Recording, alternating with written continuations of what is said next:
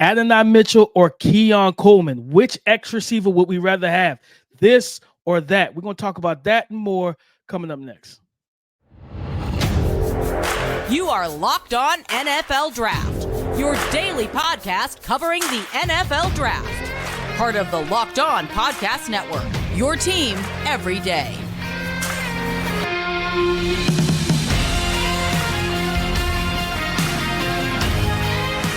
What's up, Locked On family? Welcome back to the Locked On NFL Draft Podcast, your daily podcast covering your favorite draft prospects, part of the Locked On Podcast Network, your team every day. I'm your boy, Damian Parson, always on the ones and twos. You can find and follow me on X at DP_NFL.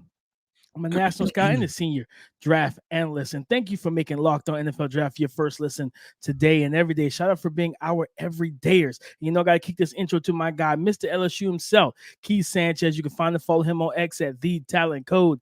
Keep talking to him, baby.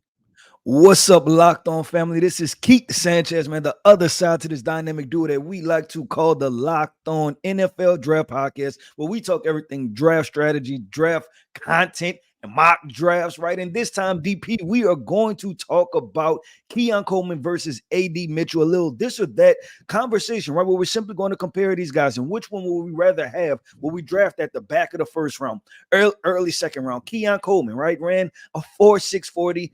AD Mitchell surprised everybody with a 4.39 40-yard dash. So, man, we're going to get into that really good conversation. We're going to do our stock up, stock down. We're going to have perfect fix. Listen, before we get started, I want to say shout out to our everydayers. Thank you for tapping in with us each and every single day, man. Go ahead, hit the like button because this will be an action-packed show. Go ahead and drop a comment after each segment, and then don't forget to subscribe to the channel if you're not subscribed to the best NFL draft content. But, DP, before we get this show started, man, why don't you hit with our title sponsor?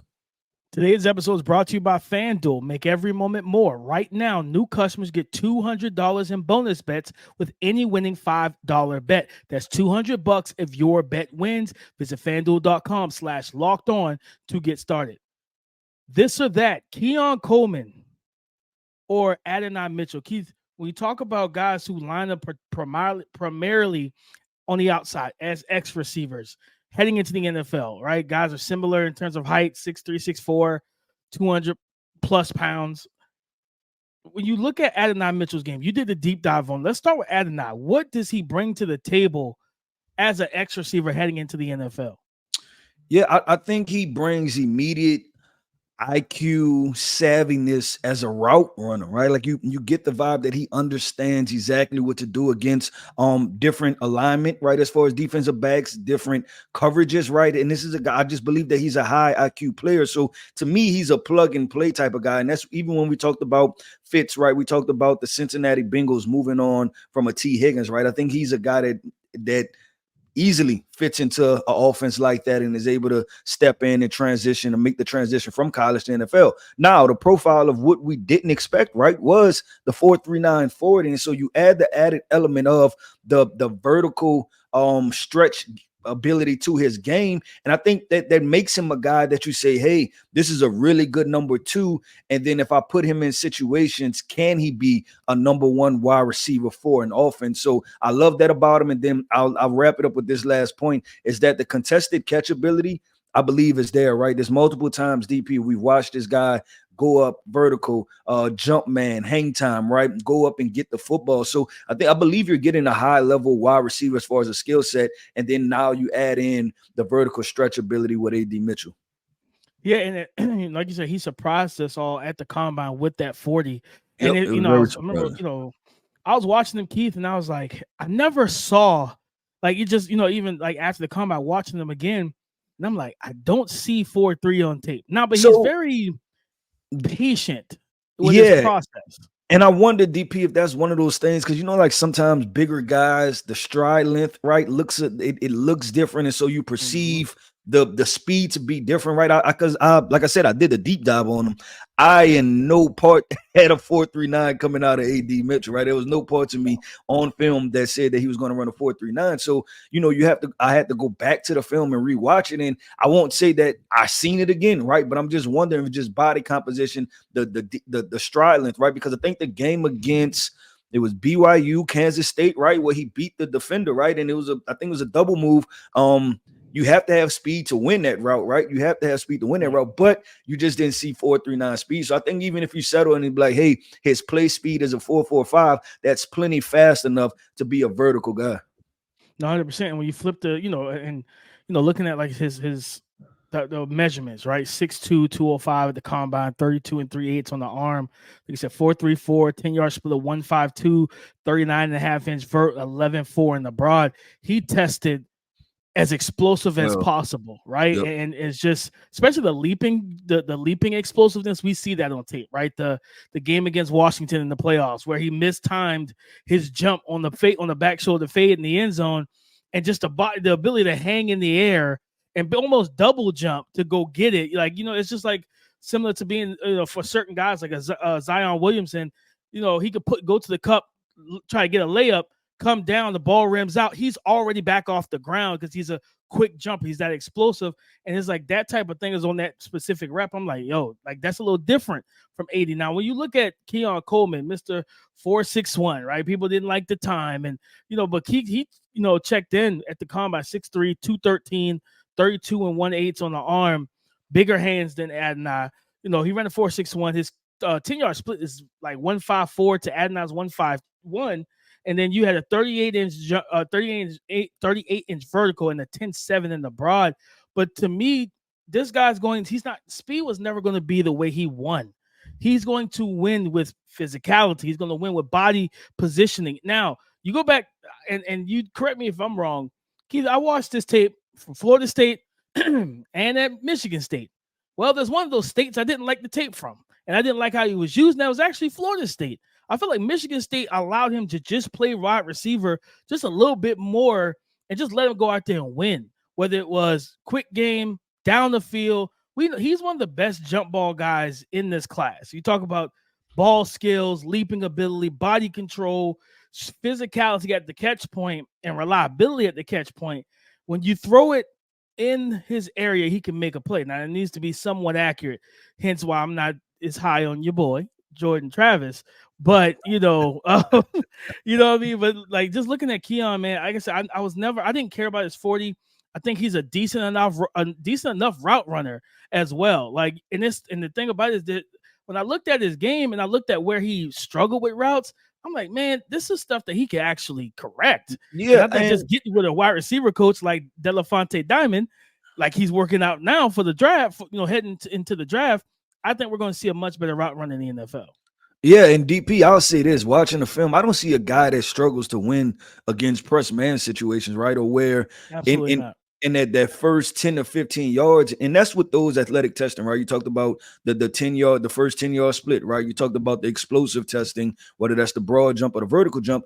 That's explosiveness, right? That's what it shows, that this guy is explosive early on. Now, maybe he doesn't have the sustained speed vertically, right? But he was only 0.3 away from a guy that ran a 4.39. We talk about AD Mitchell. So with Keon Coleman, this is what I view him as, DP. I view him as a short area, middle of the field worker, big body possession guy. That's a tough guy to tackle, because if he's 213, you can best believe he trimmed down some, right? He might have lost 5 pounds. He probably plays at 220, DP. And when you watch his highlight reels, there's some amazing stuff that goes on, right? If that was the one-hand catch against Syracuse, right? If that was the jumping over the defensive back against Southern Miss, and then you look at the LSU game, and he flat out dominated the game, and that was his first game. Ball for the game winner.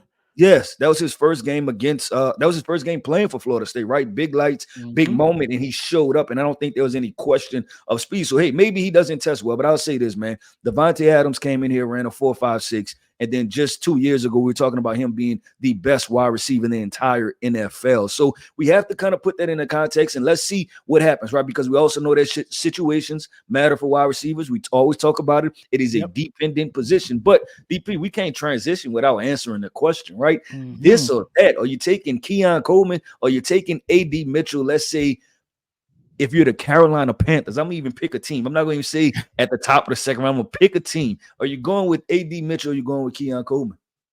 Oh, man. I'm going with Keon. I'm going with a guy that, can handle being pressed at the line of scrimmage, can handle physicality from He's actually the type of receiver you don't want to get physical with because you're going to play right into his hands because then you allow him to get his hands on you and now he can displace you, shed you, and get rid of you. Where Adonai, I watched him against Alabama. When they got hands on him, they rerouted him, they threw off timing, they knocked him off his route path. He's an explosive athlete, but he's just not a physical receiver where he's very much more finesse, more nuance, a better route runner, and a more, like you said, sustainability speed is going to absolutely go in the favor of Adonai. But in the NFL, they're going to take away what you do best. And if you can't handle an obstacle in front of you and limiting you from getting up to top speed and everything, they can get hands on, reroute you, and throw you off of timing and everything. We know how quickly quarterbacks will turn and go to another progression because you can't stare at a guy who's not open yet, because that's how you get sacked. So I think for Bryce, giving him a guy that also can play at the catch point, back shoulder fades, that's just a dog at the end of the day. And also, there was something I saw, and I saw a lot of people talking about Keith, and I actually kind of see it on tape. Adonai does have some quote-unquote effort questions, especially as a backside wide receiver in terms of run game, selling routes, and being a decoy. He doesn't do that extremely well, and I wonder how that's going to work out dealing with NFL coaches. Yeah, I'm gonna wrap the segment real quick. I'm going with Keon Coleman. Also, I believe in his ability to play XY receiver. I think that big body, that presence, right? And I think it's going to be felt. And like I always say, man, my NFL comps for him is somewhere in between Brandon Marshall and Dez Bryant. I think he's somewhere in that threshold as far as an NFL wide receiver, and I'm extremely excited to watch him. AD Mitchell, like you said, still gets a lot of credit for what he does and think he can fit in seamlessly into NFL offense. But DP, let's keep it going, man. We haven't done this segment in a while, man. We're talking about stock up, stock down. Yes, we about to talk about some prospects who we've watched and we really feel good about, right? And then we're going to talk about a couple prospects that, hey, maybe we backing off just a little bit because we're not necessarily sure if we still feel the same way we felt earlier. So stay tuned. Coming up next, stock up, stock down. Passion, drive, patience. What brings home the winning trophy is also what keeps your number one ride or die alive. eBay Motors has everything you need to maintain your vehicle and level it up to peak performance. From superchargers, roof racks, exhaust kits, LED headlights, and more. Whether you're into speed, power, or style, eBay Motors has got you covered. Guys, with over 122 million parts for your number one ride or die, you'll always find exactly what you're looking for. And with eBay Guaranteed Fit, your part is guaranteed to fit your ride every time, or you get your money back. Because with eBay Motors, you're burning rubber and not cash. With all the parts you need at the prices you want, it's easy to turn your car into the MVP and bring home that win. So keep your number one ride or die alive at ebaymotors.com. Keep your number one ride or die alive at ebaymotors.com. The stock market is back open, guys, and it's time to talk about guys that you need to kind of put some money in, right? Buy into the stock while it's still low. And Keith, I think about cornerback, and this is a guy I honestly believe has a shot of going early day two. Florida State cornerback Jarrian Jones. Okay. I thought he was about to take my guy. Take my guy, DP. We was about to have to talk about it. Well, go ahead. No, I really like Jarrian, man. This dude is competitive. He's aggressive. He play in the slot. I think he could play out wide, outside as well. Quick footed. A guy that stays patient, stays square in his process with his technique. And I think he's just one of those sticky corners. And it's a guy that doesn't get enough love in this draft class. And, a team I think absolutely will look at him potentially is the Kansas City Chiefs if they trade off L'Jarius Sneed. I know some people that would DP L'Jarius play on the outside, but if I remember correctly, when L'Jarius got drafted, he played more in the slot, right? And I think McDuffie goes from inside to out. So at the end of the day, you need especially for Coach Steve Spagnuolo's defense. Man, I think Jarrian Jones will be an absolute just pencil in starter once he gets his bearings and learns that defense and what's required of them. I really like this young man's game and what he brings to the table. And I absolutely walked away. I was like, man, okay, there's something here And this is a good cornerback group in general, but this young man can play ball. And I was like, man, his stock is up for me. Yeah, DP. Well, listen, the reason why I thought you was about to steal my guy, right, is because I'm going with Florida State cornerback. Renardo Green as my stock up guy. Just got into him. Actually just finished up his report, DP. And I like what I see, man. I like what I see. And he reminds me, I don't want to say play style, but I get the same type of feeling, right? Of watching when I watched Keitrell Clark from Louisville last year, and I was just like, you know what? This is just one of my guys. He's just a football player. He's scrappy. He's versatile as far as alignment, but also what he can play. He can play press man. He can play off. He has the short area quickness, the burst, right? The plan and drive to play downhill, and 12 PBUs on the season and an interception. So the ball production is there. He's very competitive. I think about teams that need culture changing guys, right? Guys that they want to reset the temperament of a defensive back group, right? Or just a defense overall. He's one of those type of players. It's a never say die type of situation with Renardo Green. And I really like him as a football player. And then you look at the athletic profile, because I'm like, okay, usually guys that do this much, right? That that are your scrappy, wanting to tackle, right? Fighting over blocks, just high activity guys. They're usually doing that to compensate for something, right? And it's usually the 40 time, DP. They're usually not that fast, but I believe Renardo Green ran a 4.4 40, right? So he still has really good speed to be able to carry receivers vertically. So I like this guy. I just think he's an NFL cornerback. I think he's going to find a home in the NFL. Where am I grading him? I would go as far as to say I feel comfortable with giving him a 3rd round grade. Like I really like what I see from Renardo Green as a football player. I think he went to the East-West Shrine game. He played well there. He's listed as 6 foot, I think 175 to 180 pounds, 180-ish to 185 pounds. So there's a lot there to like, DP, but I think he's a really talented player. I expect him to be in the NFL, and I'm going to stock up on him. He's going to be in that probably tier 2-ish group of cornerbacks for me heading into the NFL draft. And it's crazy, Keith, for 2 Florida State corners, both to test the way they did, because Jarrian Jones he came in at 6 foot 190, 4.38, 39.5-inch vert, 10.9 in the broad. They got some athletes down in Florida State. I think it's clear they got some athletes over there. I said it, I'm gonna say it again.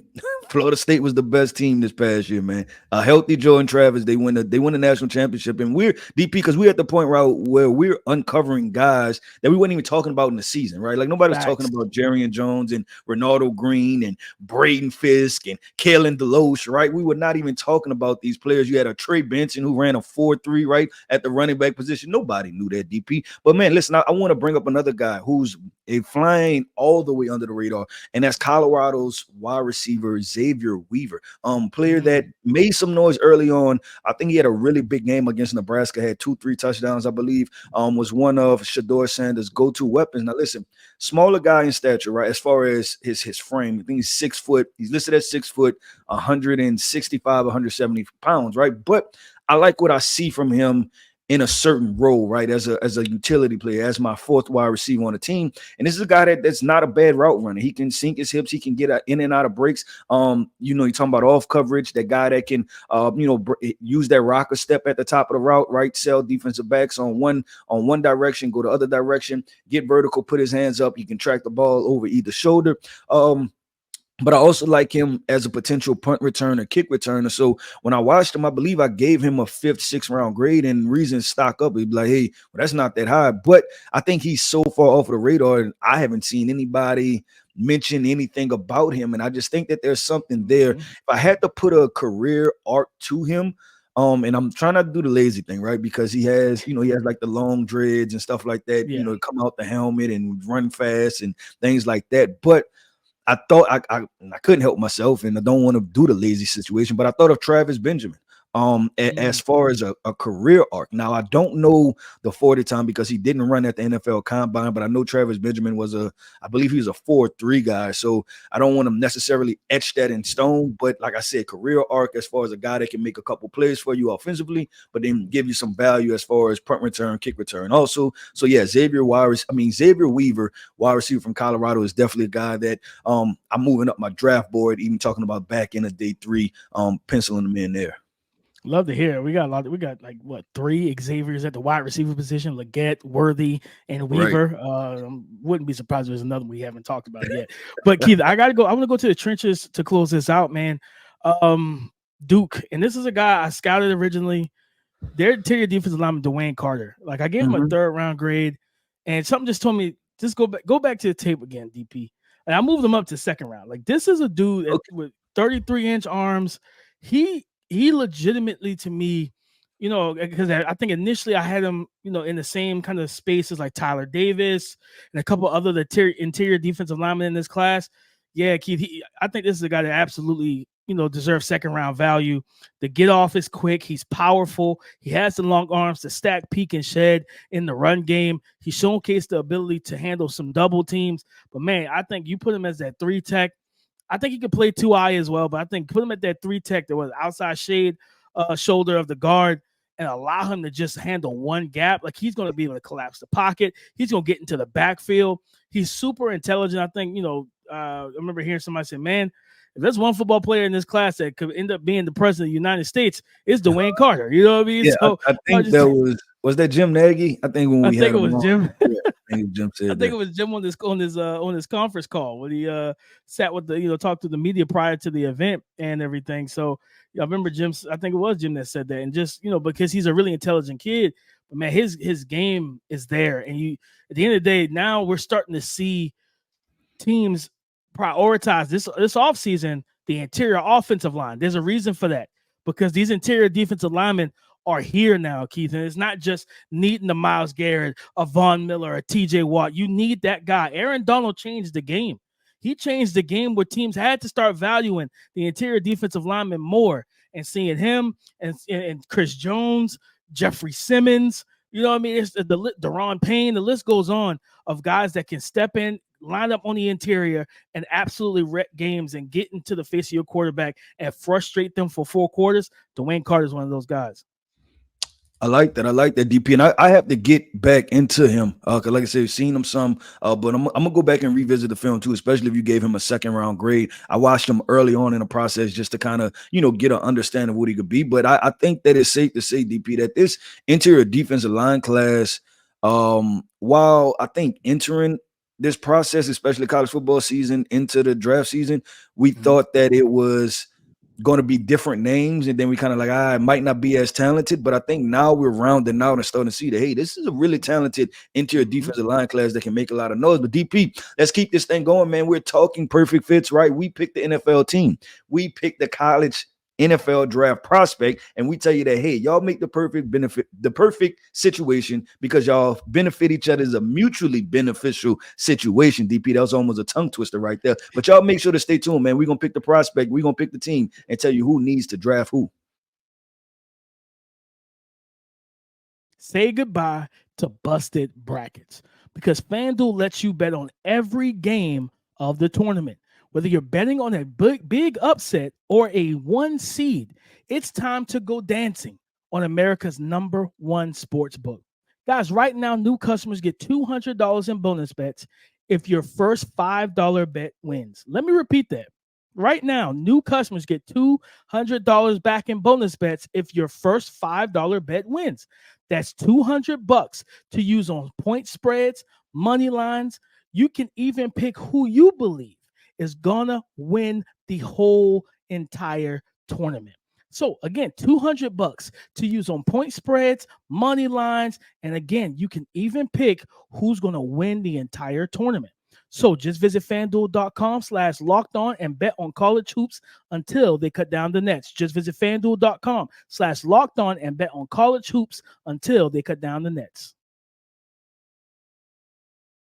Thank y'all for making Locked On NFL Draft your first listen today and every day. Shout out for being our everydayers. Perfect fits. Keith, I got to go to H-Town, to those Houston Texans. CJ Stroud, Tank Dell healthy, Nico Collins. They got Joe Mixon now. I know they re-signed Dalton Schultz, and I get that. But, man, I think a perfect fit in terms of, especially more so in the passing game than run game. So some people maybe it's not the most perfect fit, but I'm trying to help CJ Stroud here. JaTavian Sanders, tight end from Texas.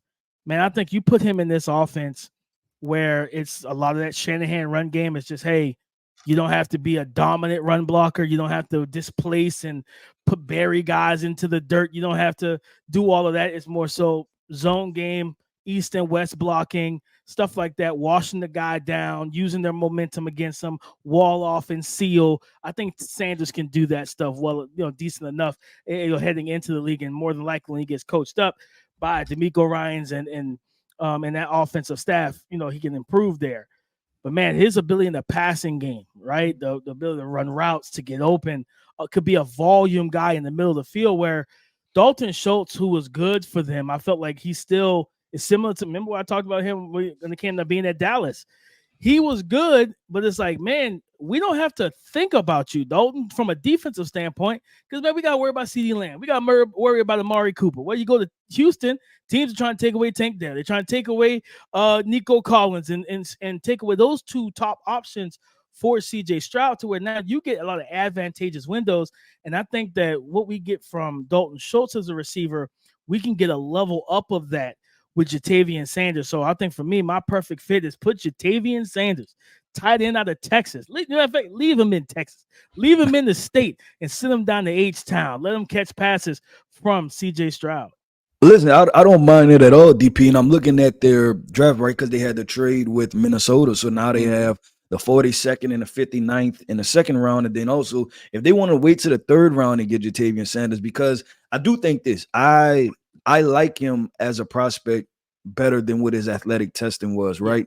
But I do wonder if the athletic testing is probably going to get him to fall some. So they have options. And that's the thing with, I think the Houston Texans for this draft, they are really built to move forward, right? And really round this thing out, because I think they probably looked at this draft and say, hey, you know what? We'll give up our first rounder. Y'all gonna give us some extra stuff back, because this draft is so deep. We're still gonna find starters, right? Yeah. And we were picking in the 20s anyway. So I think they're gonna find themselves in a really good spot. So yeah, I look at, probably not pick 42, right? You can probably go something different there, but you look at pick 59, then they have pick 86, and then I think this may be stretching it for JaTavian. We'll see. But they also have 2 fourth rounders also. So, man, it's a lot of situations, a lot of maneuvers that they can make to be able to make that happen. And they set themselves up for the future. But DP, I am going to Dallas country, man. How about those Cowboys, man? Listen, they haven't did anything in free agency, DP. They haven't did anything in free agency, so they better be able to do it in the NFL draft, and I'm going to help them out. Yesterday, we talked about Jackson Powers Johnson, right? Well, was it yesterday? Not yesterday, when we reviewed the mock draft Monday, right? And I just talked about the center situation and Jackson Powers Johnson and how I really like that pairing. Now, you need to go back, right? You need to fill another hole. You got center field. You need a linebacker, DP. And the pairing that I really like is Peyton Wilson, linebacker from North Carolina State. If you listened to us right after the NFL Combine, I talked about how, listening to his podium sessions, this is a dude that's locked in, that's focused on football, that is professional, that loves the game, that loves to compete, that loves the physicality of the game of football, somebody who wants to continue to get better. And that's what the Cowboys need at linebacker. That's what the Cowboys haven't had in quite a while. They've taken swings, right, on certain guys, whether that's Leighton Vander Esch, whether that's Jalen Smith, right? And while they spent decent draft capital on it, I don't think they got the return on investment, right, in those situations. Even though I think they was able to get Jalen in a second. But I look at Peyton Wilson and what he's able to provide. I think this is a guy that can come, step in, be another leader of a defense. He brings a different mentality, because you start to hear a lot of reports out of Dallas, right? And it's the glitz and glamour and what am I trying to say? That almost feeling like you made it because you play for the Dallas Cowboys, instead of feeling like you made it because you've won a Super Bowl or, NFC championship appearances, or, it's just a real, it seems like from what people say in reports, right? And I'm not reporting anything directly, is that it's a relaxed environment right there. And you need somebody that's going to shake some stuff up, that's going to say, you know what? I could care if we're playing in Jerryswell or we playing in the Sandlot. Let's go play football, right? There's somebody that's going to almost match Michael Parsons' energy. Because I even remember, I go back to the interview, right, with DeMarcus Lawrence, and he was talking about we were just tired, right? And I look at that and I tell myself, there's no such thing as tired in football. There's no such thing as tired in the playoffs, especially when we're competing, right? And I'm definitely not saying that out loud. And so you get a guy like a Peyton Wilson and say, look, I'm not tired. Y'all gonna have to carry me off of this field, right? Like y'all are gonna have to get me off the field one way or another, but I'm not coming off without this win. And I like Peyton Wilson for that, and also his play matches up. No, 100%. And I think I love that fit for multiple reasons. But Keith, also they have longed to want to put Micah as a full-time edge. I don't even know if they long for a DP. I really think this, and I'm sorry, but I have to get this off my chest. No, DP. go ahead. They fell into the Michael Parsons situation. They drafted him as a linebacker, and then they fell into the fact of realizing that this guy's an all-pro pass rusher. And then I think they were still stuck in the mindset of, but we kind of drafted him as a linebacker, so he has to play some linebacker, right? And you split his reps instead of just saying, hey, this guy is probably the best pass rusher we had since the Marcus Ware. Leave him there, right? So I think finally they're turning the corner on putting him at edge rusher DP. But I think they totally fell into it. And they're not going to convince me anything else, because you can best believe if Jerry Jones, Stephen Jones, and their front office thought that he was a high-level edge rusher, they would have been pounding their chest and saying that we knew that from the very beginning. No, I agree with you. Like nobody, no NFL team is going to tell me they knew that he was going to be an edge rusher. Even though when you watch his tape and you look at his background, he was a defensive end in high school, and it showed. You know what I mean? But they didn't pay attention to that part in the process. So they saw the athleticism, they saw the frame. They're like, oh, he's going to be a great off-ball backer, which is a really good one. But I think for the last 2 years, it feels like they have been, like you said, edging towards putting him, well, pun intended, to the edge full time. But it's like, well, you can't do that if he's still your best linebacker. So, you know what I mean? Instead of putting safeties at backer, putting Peyton Wilson there, another highly athletic, physical player that's versatile, that can do multiple things. Man, Keith, I think about just visioning him walking up, on the outside, third down, as an extra rusher alongside Micah, because he can rush as well from a 2-point stance and blitz and do different things. And it's like, man, granted, Dan Quinn's not there. I think it's Mike Zimmer. And Mike Zimmer doesn't mind heating up quarterbacks. He doesn't mind that at all. So I love that fit entirely. Dallas, get a linebacker, all right? Let's get Micah full-time on the edge, get you a playmaker linebacker, and let's cook for once. Huh? Let's cook, man. The problem is they just lost Tyron Smith, so they need a center, they need a linebacker, they need an offensive tackle, right? It's a couple things. They need a running back. They need a lot of things. They have to figure it out. I would have advised them early to get active in free agency, but to each his own, and let's just see how this thing plays out. But DP, that wraps up another episode of the Locked On NFL Draft Podcast, man. The best source for the best NFL draft content that there is out there. Listen, if you haven't hit the like button, go hit the like button. If you haven't commented, drop a comment, man. And if you're not subscribed to the channel, go ahead and subscribe to the YouTube channel for the best NFL draft content, and tell a friend that this is the best NFL draft content. Listen, I am Keith Sanchez. You can find me on X at the Talent Code. That right there is my co-host, my guy, man. We go at this thing every single day. Damian Parson, you can find him on X at DP_NFL. And like we always like to say, man, y'all come talk to us because we like to talk back. Go subscribe and follow for free on YouTube, wherever you listen to podcasts, to get the latest episode as soon as it is available. Thank you for making Locked On NFL Draft your first listen today and every day. Shout out for being our everydayers. Come and join the conversation again tomorrow on the Locked On Podcast Network, your team every day.